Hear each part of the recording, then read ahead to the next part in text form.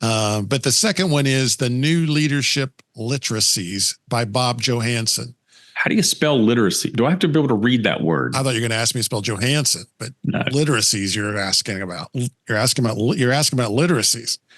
So I was Bob Johansson has been a Silicon Valley figure for the last 30 years or so. He's a futurist.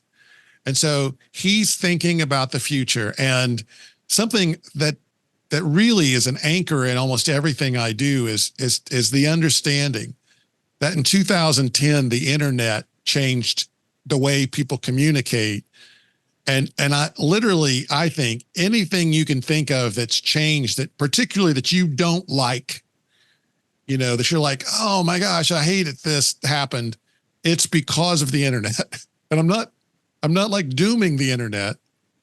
I'm just saying, since the printing press came, the printing press changed everything. Mm-hmm. And the internet's changed everything. And so he's looking ahead about how leaders will be different in this new age. I'll give you one. He says in the next 10 years that every major leader, and he may be talking about corporations, will be a gamer.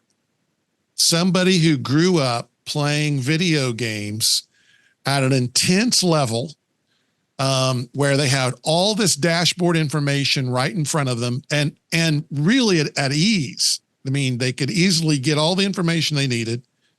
They're also probably part of a guild of some sort where they're partnered up with a group who are trying to achieve the same thing in the game. He said the learnings from this kind of gaming in particular will be what builds the next crop of successful leaders. And I think most parents are probably thinking, if I could just get this kid off the game. Right. And he's not saying don't get him off the game, but he's saying, and there's something that I thought was so interesting, Chad, I think this will tweak you a little bit, is they're so used to having such a robust dashboard in front of them of exactly what's going on, that they will not put up with a company that does not give them that kind of information, right at their fingertips, that kind of data.